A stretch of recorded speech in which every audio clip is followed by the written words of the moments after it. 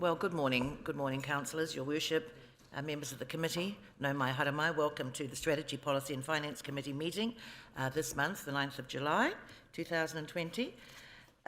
So welcome to you all this morning. Do we have members of the public? No, I don't believe so. But we do have, of course, Felix from our reporter, intrepid reporter, Morena, and our hard-working staff members. Kia ora tātou. Our meeting is being live streamed, so when you speak, if you please can speak into the microphone, move it closer to you if you have to, just so that everything is heard. Our mobile phones, of course, are turned off, and if there is a necessity to take an urgent message, can you indicate that, please, so that there's little disruption to our proceedings. And we do have an opening karakia this morning from Councillor Kai Fong. Thank you. Morena tātou. Kia inoi tātou, tuitaua mai I runga, tuitaua mai I raro, tuitaua mai I roto, tuitaua mai I waho, kia tau ai te Māori tū, te Māori ora, ki te katoa, humiea, huiea, tahe kie.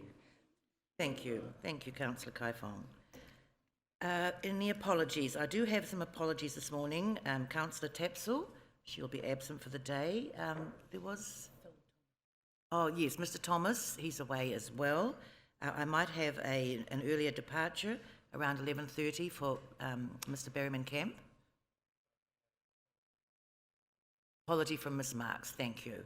Well, I'd like a mover and a seconder, please, that the apologies be accepted. Thank you, Mrs. Trumper. Thank you, Councillor Donaldson. All those in favour, please say aye. Thank you.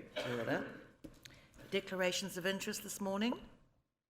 Carl, thank you.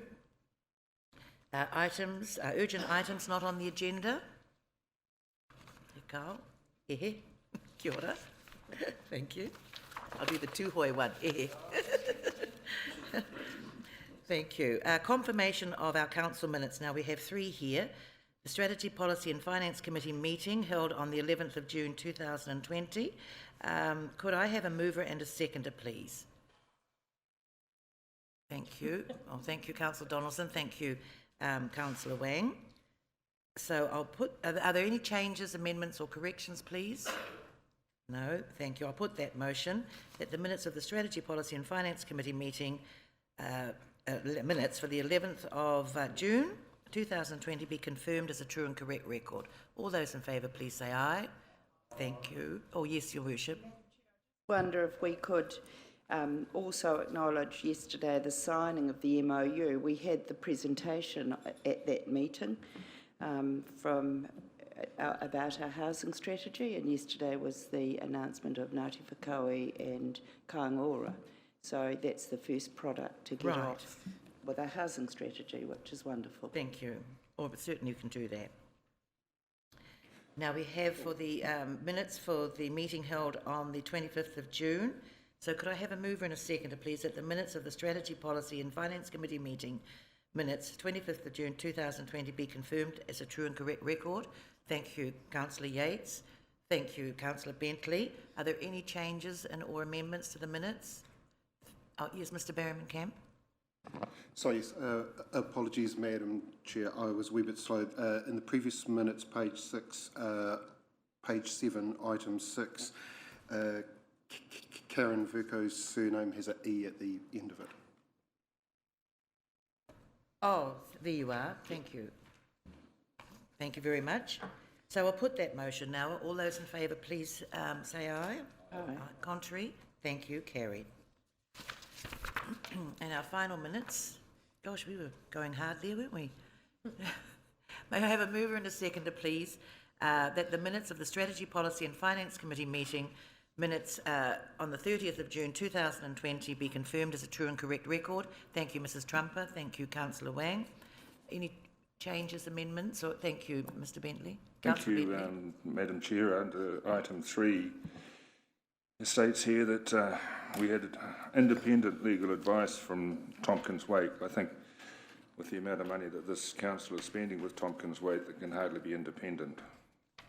Oh, point of order, Madam yes, Chair. Thank you.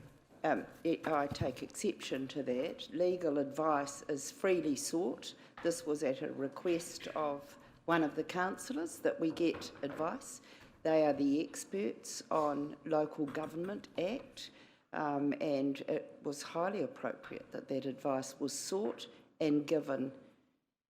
Thank you. Point of order is upheld. Thank you, Madam Chair. Just as a comeback on that one, in that surely we can remove the word independent. We sought legal advice, yes. Order. Yes, yes. It was absolutely independent advice. Thank you. Yes, I'm going to uphold that. Thank you. Thank you, Councillor McPherson. Yes. The term independent is an opinion.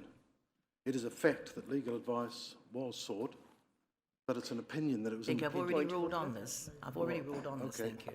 My next point, if I may, is that the record here does not record the fact that 3 councillors were then asked, or formally requested was the phrase, to explain their position with regard to this conflict of interest. And the other point of order related to that is that the standing orders make no provision at all for a chair to formally request a member explain their position on an alleged conflict of interest. And a highly experienced observer after the meeting pointed out to me that this was technically an abusive process and abuse of power. So I'm not sure how we're going to untangle that. Point of order, Yes, Madam yes, Chair. Your Worship. Once again, that member's showing that he doesn't understand Yes. local government and how we work. A highly reputable independent view was given by legal advice. That's what we've got to accept, and her advice shouldn't be impugned by that member. I do believe that's got to be ruled out of order. It is ridiculous to be re-litigating the chair's decision, and I urge you to rule that out of order. Yes, thank you. I will rule that out of order. Thank you. And the second part of my request, that the minutes record that there is no provision for the chair to formally request a member The minutes will explain. stand as is, Councillor McPherson. The minutes will stand as is. Thank you. I am going to put the motion. It has been moved and seconded. I'll put the motion that the minutes of the Strategy, Policy and Finance Committee meeting, minutes of the 30th of June 2020, be confirmed as a true and correct record. All those in favour, please say aye. Thank you. Contrary? Thank you. No, 3. There's 3 there. 3. And Thank can that you. be formally Thank you. recorded? Thank you. Yes, they'll be recorded. Thank you. The only one that's asked to be recorded is Councillor McPherson. Thank you. Councillor Bentley and then Councillor Kumar. Thank you. Thank you. Now we have our presentation, and this is the Build Back Better, which we're all waiting to hear about. Thank you, JP. This is item number 6 on our agenda this morning. Morena, Madam Chair. Councillors, we've got this broken into 2 parts. So part of this presentation will be here in the public forum, and the second Now part... you'll need to speak up, thank you, because we remember that it is being live streamed. Yeah. So councillors, part of this presentation will be in the public domain, and the remainder we will take into the private or confidential part of the meeting as well, just to talk through, because one of the key issues we have here is that we're also working with a number of partners, and so they are putting forward applications themselves that we are supporting, and some of that material remains confidential, all currently with government and therefore confidential as well. Andrew Wilson here from Rotorua Economic Development is here with me as well, because really this is where the work of Council and RED does overlap to a significant degree. So we'll just work through this presentation together, and hopefully between us we can make sure we can answer off all the relevant questions you may have. So councillors, I just thought it was appropriate for us to actually start right back in the midst of lockdown, when we first identified the key strategies for the Build Back Better approach. And the key reason for this is you'll start seeing the reasoning behind the kind of projects and areas of work that have been identified either through the Rotorua Economic Development space or through our joint task force approach. So again, part of those key strategies was to focus on our strengths. So really important for us to build off what we already have. And we've talked great lengths over the last few months about sort of having an encouraging, supportive and confident business environment. Now that's really important as we consider how organisations change focus, but also consider investments and change in the longer term. So a lot of that emphasis is also around supporting those emergent sectors. We've worked with business leaders, so we've previously had that report back on the sector groups and steering groups to focus in on those key sectors which are most impacted. We've also talked about the need to make sure we have a focus on where that fits with tourism and that movement from what has been a significant portion of our domestic tourism value being created from internationals to a solid base of refocusing on our domestic markets. Wood processing was identified quite early on, but there's also a longer run response here of saying, whilst we took an initial impact around the closures in China, actually there's a longer story here about how we build a stronger economy around wood processing and added value, so another really important plank. The next bullet point, and it's one that we have relied on heavily over the last few years, is making sure we have the right partnerships in place and the opportunity to leverage other people's funding and investment. So really critical for us as local government, with central government, but also with the private sector. Critical also if we see that focus on the longer and the medium-term job recoveries. And then finally, the nod in the last part was that at the time that these were signed off, we had that development process underway for the housing strategy. So the need to really focus in on urban expansion, urban development, and the potential around the sector economically for house building. So a really important part of our housing strategy. So not just homes, but also the jobs that go with those. So, councillors, we've spoken to you before, and of course this has been reported during those lockdown periods. So on the 14th of April it was, we had to submit, we only had about 2 weeks to put together project bids for the Crown Infrastructure Partnership Fund and the shovel-ready projects. So there they are, the ones that we had submitted, the 7 council-orientated ones, but also Kaingaroa Village, where we'd been asked to jointly submit with TPK an application there. So if you recall, and it's been reported numerous times, the requests across those shovel-ready projects was approximately $210 million. So obviously since then we've received funding for Tinai Road and to enable urban development on the east side for $55 million. But the concern we have at this stage is we still haven't seen any other news about the remaining shovel-ready projects, and the government's announcement has left approximately $115 million across the entire Bay of Plenty, which we're starting to see those released gradually. So a number of these projects will need to be reconsidered in that context moving forward. So whilst we were doing a lot of work, and there was also a number of other discussions that were taking place either directly with council on a sort of an ad hoc basis or systematically by partner organisations working. So Provincial Development Unit, and we've reported this to you as well, we're very quick to say as we move down through the levels, 4, 3, 2, how are you going to recommence your capital expenditure program and how are you going to reset jobs and get people working again. So as part of that enablement, government at that time made the commitment to advance us all of the Provincial Growth Fund money that was set up around our key contracts, so museum, lakefront and the forest. So Thomas has reported what that's done for our financial position going through this financial year. In addition, there was a number of other schemes being talked about either from the MB or other agencies around support for jobs. So we've previously reported the 1.1 million that Stavros and Infracore had received to support jobs in a number of areas there. And outside of that, there is a number of other ad hoc options and new funding opportunities that have been identified by government, and we'll talk a bit more about those. Now, in a community-wide perspective, and this was one of the challenges everyone had in lockdown, We're spending a lot of time Zooming, but also looking at the same opportunities that we were for partnerships with government.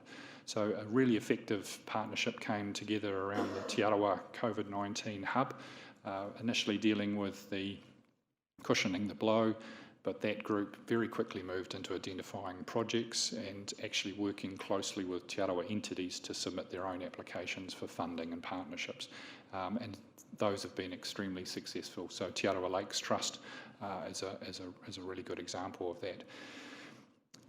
Outside of council submitting its 7 SIP shovel-ready projects, there was a significant number of other ones across the district that had been lodged with government. So upward of 5 other ones that we were aware of, but a number of others were being developed but may not have actually got through to that final stage of being submitted. So significant number of other bids across the city. And in addition to that, a number of other groups talking about the kind of changes and ideas and projects that should be considered for our community. And finally, and her worship touched on it then, ongoing conversations around housing and the partnerships needing to develop about releasing land or ensuring homes get built for those who need them. So a lot of work was underway during that period. So there's a coherence and a coordination that was quite important for us to consider in the kind of work we focused on. I might just have a break here and just hand over to Andrew just to talk briefly again through that RED process. Thank you. So as we discussed, I think it was last week at O&M, RED through pretty much really right at the start of lockdown, initiated a process to pull together a range of business leaders to look at what could be put together in terms of some recovery type initiatives. So there was a range of ideas and recommendations that flowed out from the 4 business sector groups that was largely put together through quite a lot of time and commitment from those business leaders. I won't go into a lot of detail on those at this point, but the initiatives, as it kind of says up there, were a mix of things that either RED, council, industry, central government could all be involved in. There were certainly some were short-term initiatives right through to longer-term investments in some of the areas. And across those kind of 4 key sector areas, we had city development, and so a very active group of inner city business leaders. Emerging markets, which was a range of different industries ranging from sort of film and TV through to emerging hydropower type interesting manufacturing, niche manufacturing. The forestry and wood processing, which brought together and I think reflected and recognised that this is very much the centre of wood processing and forestry of New Zealand, and so there was some pretty outstanding leadership in that space. And then sustainable visitor economy, which was really grappling at that time with some pretty significant impacts on their sector. So they came up with a range of both short-term and longer-term adjustments that were required. So, councillors, even when you look at that list, and for those who attended the closing off event on the 1st of July, you will see a number of overlaps between some of the projects, ideas and initiatives we've been discussing over the last 2, 3, 6 months here as well. So there is an overlap between a number of different parties and what they think are the right ways forward. And so that creates quite a complex picture of who's leading what, who needs to be focused on what project, and just how we prioritise what goes forward and what should be considered as a priority is for development. So a significant amount of overlap, but I think that's actually quite a positive impact as well, to show there's some real alignment on what we see the key steps that we need to do as a community moving forward. Excuse me, JP, have you put in that slide just that you just had up there, did you put agricultural, did you wrap that up in forestry and wood processing? Because I keep looking at Mrs. Trumper, and I wanted to know where they, because they're a sector group, and I just wondered where they are.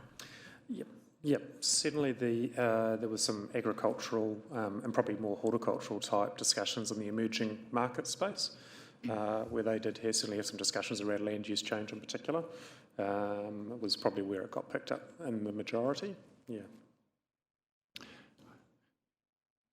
I think, Madam Chair, it was also that focus on, at the time when we identified what sectors we would prioritise to really look at, it was those most severely affected and those that they actually had the most significant need to look at that change in focus and development. So I think within the agricultural sector, there is a lot of pressures that already existed, droughts discussion, things like that, and a lot of work that was already going in there regardless of the impact of across lockdowns or COVID-19. So what this really was honing in on those sectors that needed that focus at this stage. So clearly today there's also some decisions around Council's annual plan, and so again some of the strategies that were identified in the consultation document were really centred on how we supported those Build Back Better strategies and how we created the headroom and the flexibility for us to partner and support projects, and also to work with others to take forward applications. Again, taking that view of how do we leverage everyone's money to achieve wider impacts for our community. So again, just having put this up here is to highlight again that 29 million for project funding. And we've been clear all the way through that any decisions around how to invest that 29 million of council funding would be a council decision. So again, that's part of the process that will now sort of detail about how projects will be coming back to you for consideration. Now, the Chief Executive has been at pains to highlight that those won't come back in a single, total, coherent, here's a proposal to spend 29 million. There is a lot of projects at different stages, different levels of feasibility, different levels of due diligence that will need to come to you gradually over the next year. But it's a case of just seeing how those ones come through, just so you get a clear picture of the total, what's in the pipeline, but more specifically then you're equipped to make those decisions around how to apply your 29 million through that decision-making processes. So one of the responses that we took was to pull together a more dedicated team and economic recovery task force within council, just really to focus on how do we ensure coherence and coordination around a large number of projects coming towards council or from council, but equally how we work effectively with our partners in the business sector or in the public sector across the city. So a really important perspective for the district. So our sort of key objectives there, you can see there, rapidly progressing existing projects. So we needed to do a significant amount of work in preparation for any decisions around shovel ready if we were to meet the conditions in that space. Also, the need to continue to progress current projects was really important for the organisation, and Her Worship made that reference to housing, so a number of initiatives that are still progressing quite rapidly in that space. And this is that issue around how much is dealt with in a specific task force of people focusing on it, and how much is actually just our normal business as usual within our organisation in this new climate. Develop new project proposals. So a number of groups and entities have put forward ideas, and it was an issue that was highlighted at the closing off event on the 1st of July around the sector groups.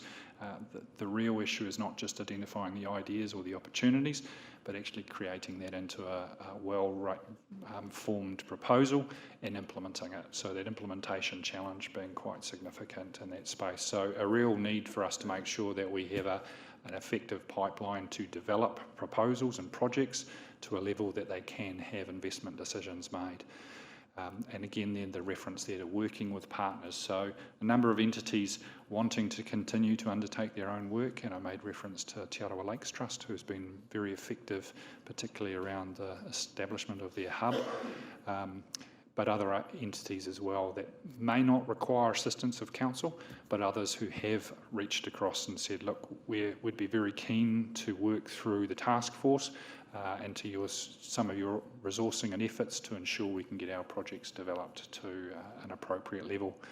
And then finally, the biggest issue there is how do you create a single view or an effective view of Rotorua coming together as a district to put forward the most coherent and best shaped set of proposals, and we're not cutting across each other. So a really important task for this task force was to make sure there is that coordination and understanding who's doing what in the development of projects. So just this slide here, just again highlights some of those critical outcomes we're hoping to achieve. And clearly this ties again to our relationship with government, immediate and sustainable job creation. So really critical to the future. Increased economic resilience. So a significant part of building back better is, and if you take a civil defence perspective of that, it is about building resilience as a critical underpinning set of investments or decisions. Community wealth, so again, not just creating any jobs, but creating a change within our local economy and building wealth and skills and the value of roles and jobs within our community. Something that underpins a lot of the council's work at the moment, and the importance of the Te Arawa partnership and creating change and supporting change within our community. And then the more obvious ones, promoting sustainability, leveraging available funds and partnerships, and also a view that we have to focus on things that can be done quickly to deliver change and support job creation.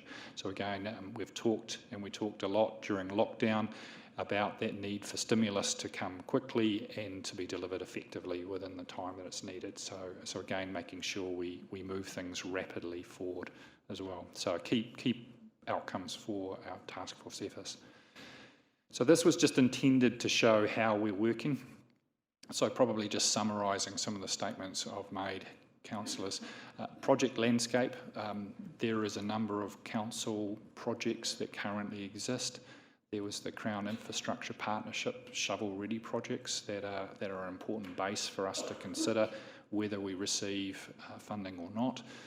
There's also the ideas that have been generated through the RED sector group process, and as I've mentioned, Te Arawa COVID Hub and other community groups and other community entities have put forward a number of projects either to shovel-ready processes or to other government funding agencies as well, and have looked across to us to provide some support in putting those forward as well.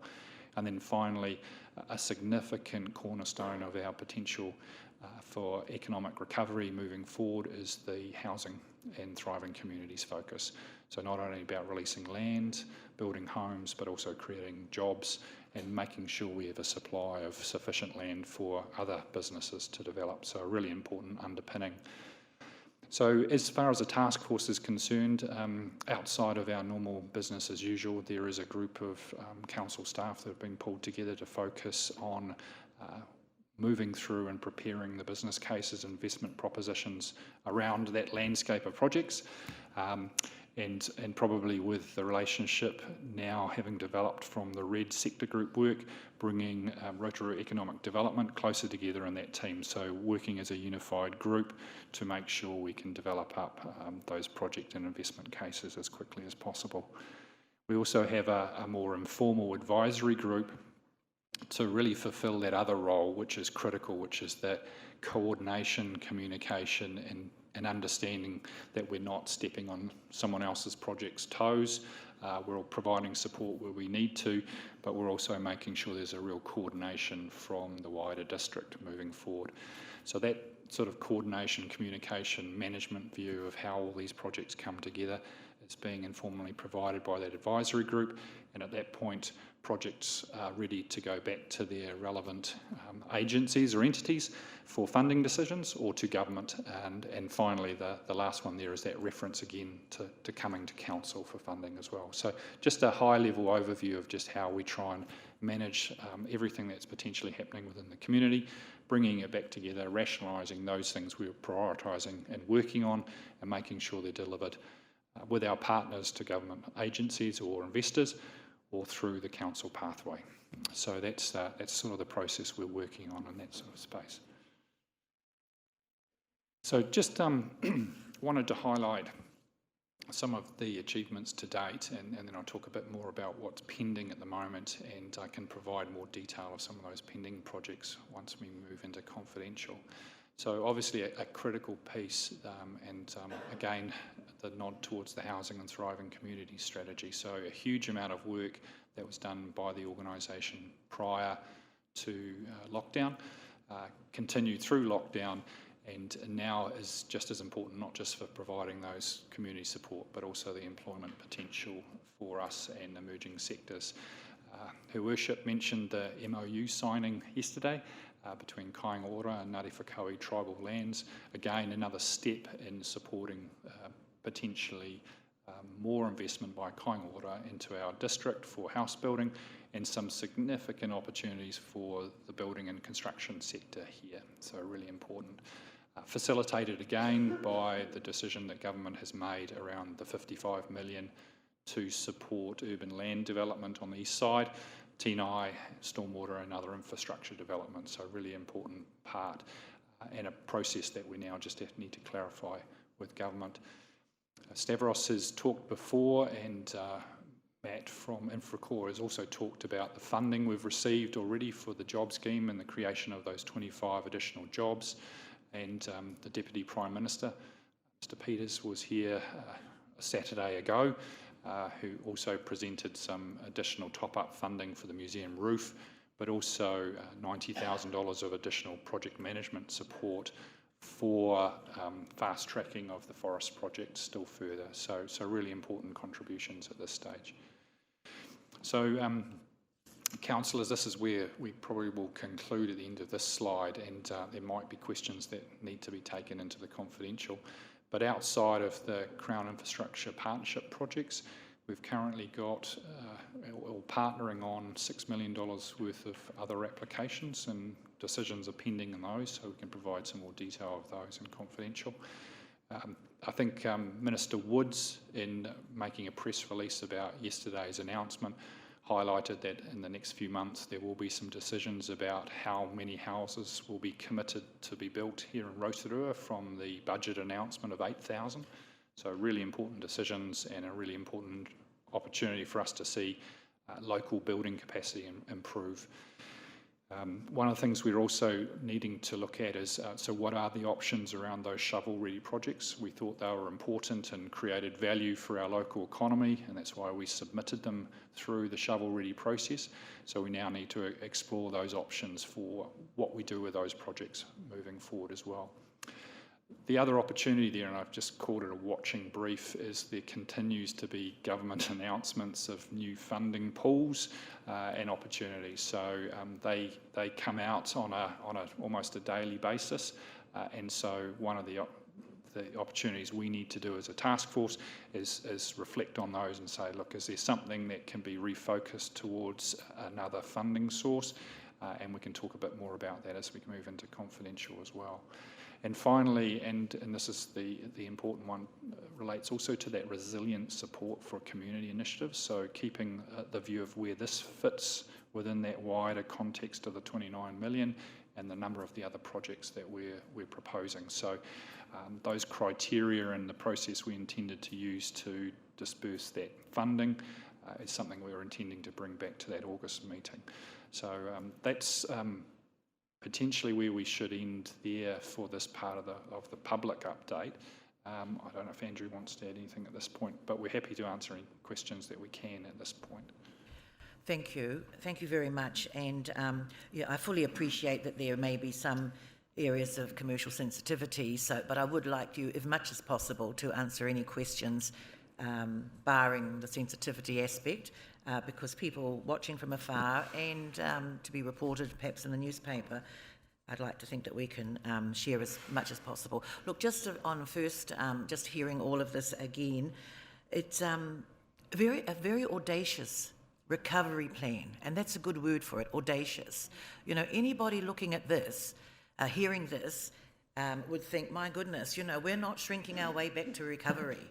We are definitely not. So it is an audacious plan, and it's a great plan too. So I was just thinking about the number of business people and community leaders who have been thinking about this and have come on board. Now, how great is that? Not everybody's sitting back saying, oh, woe is us, you know, we'll wait for the central government. So, you know, we should be really grateful for those people coming on board to assist us as well. So we're not doing this in isolation. We've got some good thinking heads in our community that have put their hand up, because we all have a vested interest. Whether we own a business, whether we own our houses, whether we've got our children in school, this is our city. And what they're saying, it's our responsibility to put our hands up. So I think this is really good. I have to say to our chief executive, all of this on top of business as usual. Well, kia ora, Jeff, to that. What I'd like to do before I take questions, Jeff, is I'd like to ask you as our CEO if you'd just like to add anything to the presentation this morning. Thank you. Thank you, and through the Chair, I think, Chair, you have actually summed up some of my thinking actually incredibly well. I can remember being in front of Zoom meetings talking with you about the potential impacts of COVID-19 and the undoubted subsequent recession that would follow. And at that time, you made a commitment to actively participating in Rotorua's recovery. And Chair, you've used I think the term of not shrinking our way through to recovery, and I think that's a very good take actually on the decision that you made. You decided that you wished this organisation to actively participate. The challenge was always going to be as to how would we, as a council, provide direction with regards to recovery, and the answer is actually, like everything we do, in partnership. You're very correct in pointing out that the business community and the various, particularly the impacted sectors, really got in behind the notion of a recovery strategy.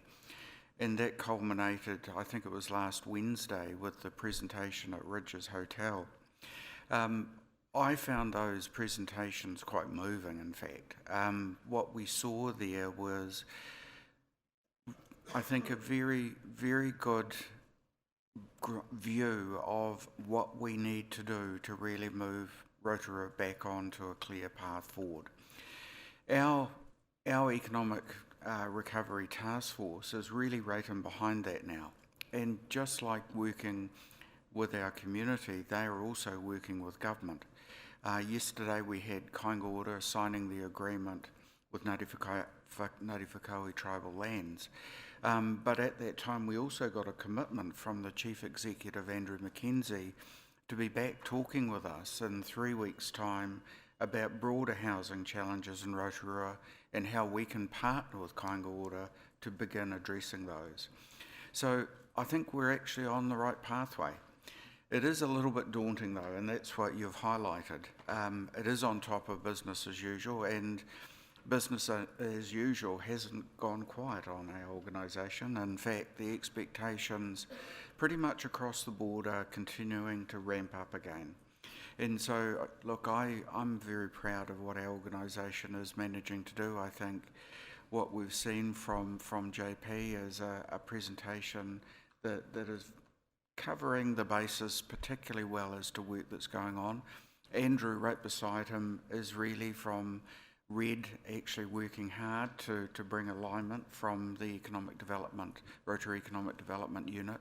And we're extremely lucky now to have Michelle Templar working alongside JP in his team, actually putting a lot of effort into making a lot of the work that's been put forward by our business community, actually making it real, making things happen. JP used one word that I didn't agree with. He used the word gradual, and that doesn't feature well in my dictionary with regard to this piece of work, because it's essential that you will see projects in the next few weeks coming to you for approval and sign-off. Unfortunately, you're going to have to make decisions in the absence of a broad strategy of knowing everything that will happen and come to you in the future. And that's the same approach that government's used. Government has not, when they've made announcements, known quite what the opportunities are going to be around the corner. They instead they've had to make decisions in order to give clear signals to our community that they are there, they're investing, and they're committed to recovery. And that's the same situation that, unfortunately, you are also going to find yourselves in. But look, thank you for the opportunity to make comment, Chair, and I think, as I say, you really captured yourself, actually, my view when you provide that summary earlier on. Thank you. Thank you. Well, I'm going to open it up now for questions, and any questions? Yes, anything that you'd like to comment on what you've heard? Mr. Berryman-Kemp. Yes, thank you, Madam Chair, and thank you for the presentation. It's great to see. I've got two questions, one of which might be a little bit unfair and soon to kick into gear, but within the presentation, obviously there was one of the groups is working on water infrastructure, and I'm just wondering whether or not, or what thought of the $761 million water infrastructure fund that was announced yesterday. I appreciate it was announced yesterday, so you probably haven't had a lot of time to work through it, but I am wondering, even if you can give a heads up, potentially of what the path might be to make the most of that opportunity. My second question actually follows on from the CEs. I'm interested in knowing about the non-recovery projects that will actually aid our recovery. And by that, obviously, I'm mindful of the QEH development, Waiariki Spa. My understanding is that that's looking more likely to be back on track. I'm actually not 100% sure what the current status is of the Red Stag rebuild. So those aren't recovery projects within the definition of this piece of work, but I think as a community, they actually will have quite a big impact. So, yeah, my first question is regarding the infrastructure fund impact. The second question is, do we have an overall visibility of what's going to be happening within our community over the next 3 years, recovery specific focused and business as usual that will aid recovery? Thank you. Can I just ask, when you do ask questions, if you could put one question and we'll get the answer to that and then take the follow-up. It just makes it a bit easier, not only for, I think, the person responding to the question, but for some of us to follow as well. So thank you for that. Kia ora. Madam Chair, before I hand over to Stavros to answer off the water one, just in regard to the second one of the challenges, and that was why we've set ourselves up with that sort of advisory group space. We do need to understand that wider landscape of what is happening in Rotorua at the moment, and that's critical for us to say, where do we need to just stand aside, know that you're doing something as an individual business or group. Where can we provide some advocacy or support into those places that need to have that advocacy and support, and Her Worship fulfills that role quite importantly for a number of different projects and entities and funding applications that are out there. And finally, the last category is, where might you need some support from Council or this task force to help you progress something further? So the examples you've highlighted are ones that we have made that offer. There's a desire to see continued advocacy and support, but for us it's just watching brief and leaving them to it, because they have been comfortable to work in that space. But that's one of the challenges we have across not only what we see from the work that we've undertaken, particularly with RED, but who else is moving, who else's proposals and projects have been affected significantly by the last 3 or 4 months. So again, it's an important intel function that we're fulfilling as well. So hopefully that answers that question, and I can pass the baton across to Stavros to answer the more difficult one. Thank you, Stavros. Morena. Through you, Madam Chair, or just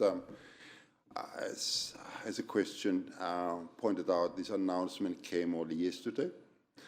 However, can I suggest to elected members that what was contained in that announcement should not be news to you as elected members? We have been talking through a number of workshops and induction courses and proposals for how we manage our water systems over the last couple of years, consistently.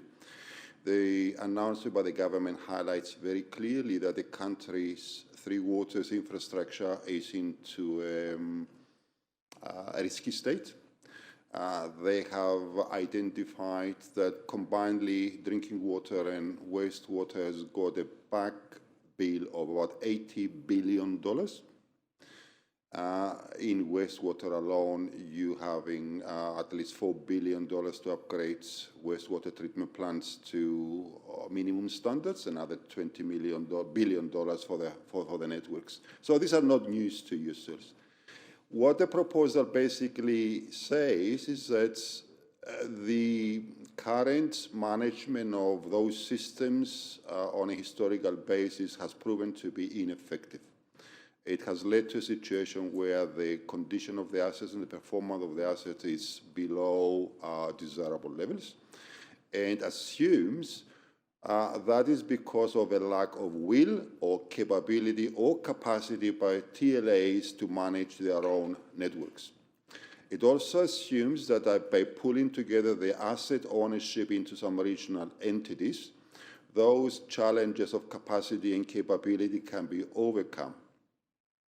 Also, it assumes that by offering $761 million, which is roughly 1% of the outstanding backlog, it will somehow be a sufficient carrot to forgo your local responsibility for your network.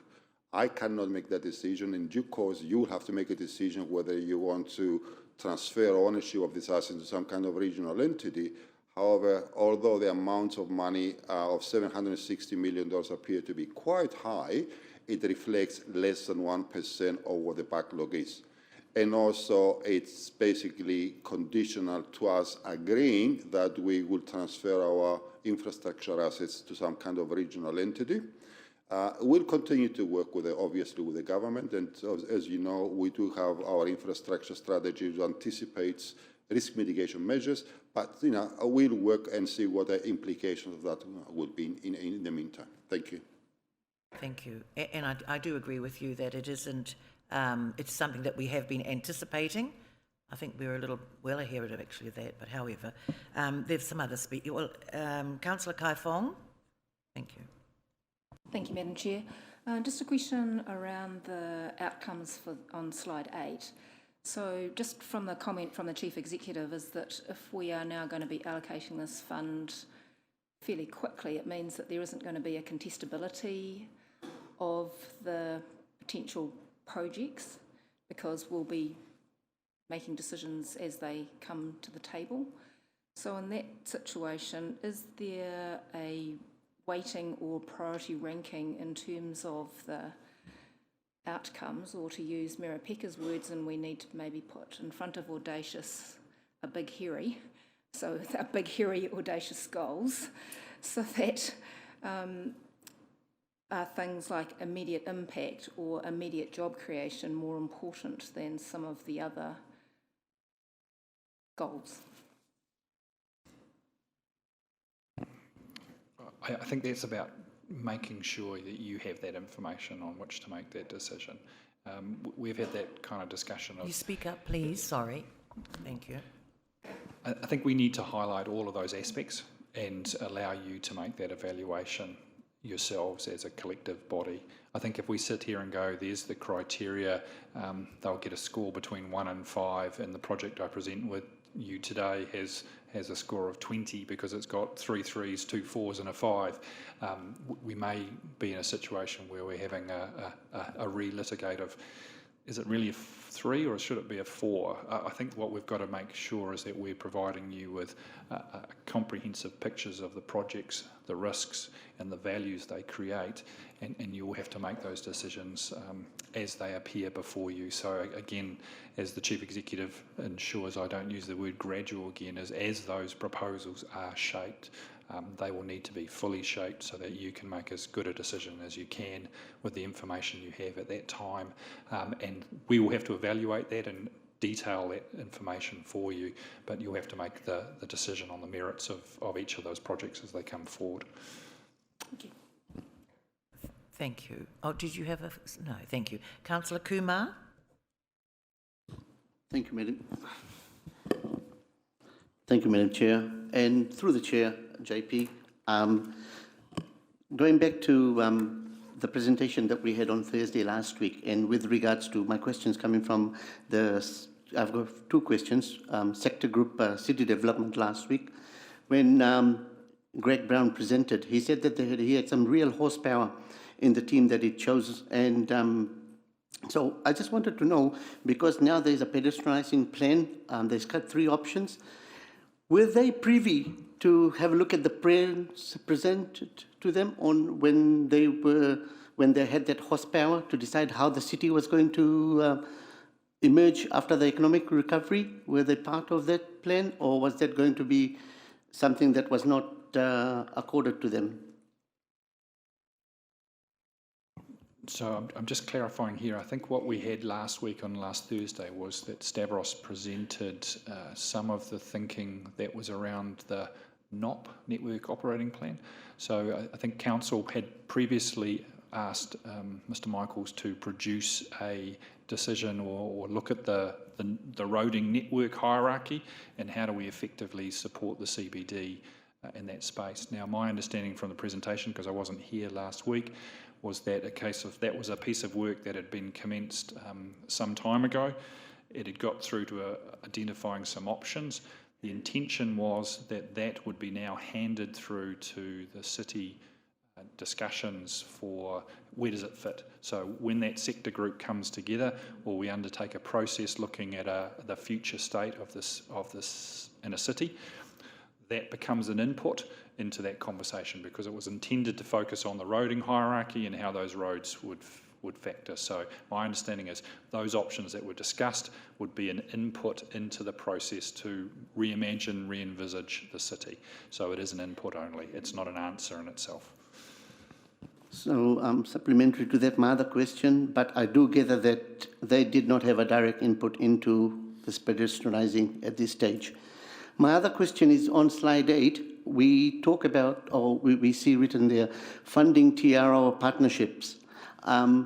For those that don't understand it, from my point of view, from their point of view, what is there that we're going to strengthen? I see there's draft housing, there's the MAU projects. So what is it we're going to do that we are not doing, or is it what we're going to do that will strengthen this partnership? I think you identified the word funding there. Now, that's not necessarily an outcome at all. The intention there is that we work closely to support our iwi partners and often their aspirations. This is not the council's aspirations. This is the iwi trusts and entities' aspirations collectively for what they want to achieve. So often we're providing support only in helping them direct applications or make those contacts. Some are absolutely capable of doing that and do that themselves and do not require any assistance. So this is more a case of facilitation and support. There may be options too where we have a joint land interest. So you'll know that a lot of our reserves, for example, in the lakefront projects, as a classic example, is gifted reserve.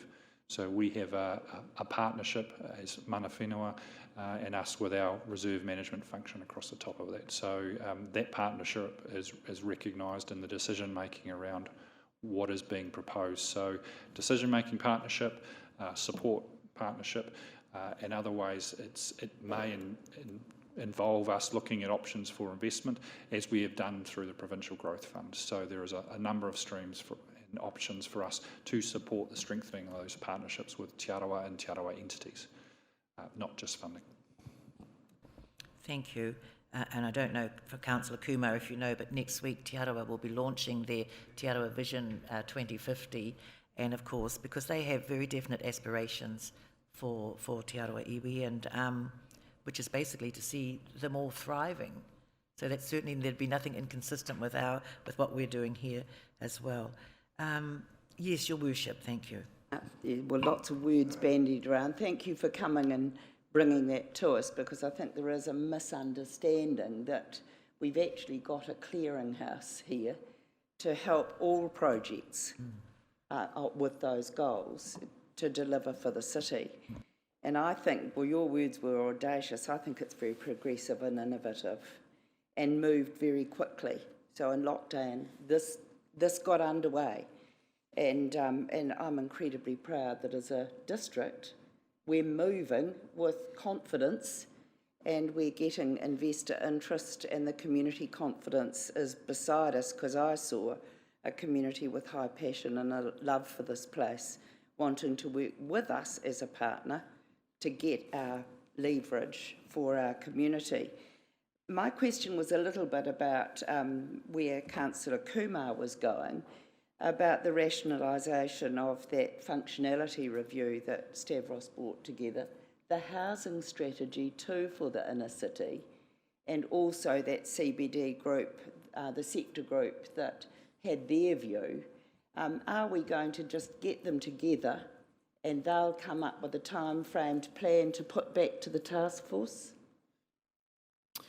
Through the Chair, that's a good question. So, sort of building on what JP spoke to in terms of the work that Stavros' team had done as been an input, we're taking all of those inputs and then going to be going back to the inner city group with a collection of inputs about how do we actually shape that up into a single view before actually looking to try and socialise that more broadly across, you know, all of the interested parties in the inner city. So it has to be driven from, you know, all of those entities that make up that community effectively. And I just wanted to make a comment about the big decision this afternoon about the annual plan sign-off. We've got that 29 million factored in there, plus the 1 million for community resilience. So we really need your support to vote for the annual plan so that we can get going. Otherwise, these things are rather stranded. Thank you, Your Worship. Mrs. Trumper, did you have a question? I had you down. Oh, sorry, I must have just looked over your way. Thank you. Any further questions? Well, thank you very much. Thank you so much for that. It was really, actually quite exciting to hear. Thank you so much. Now, I will have going to put, so we don't have to have a mover. No, that's just been presented. Thank you. Right, I'd like to make, now we're going to have a resolution to go into the public excluded.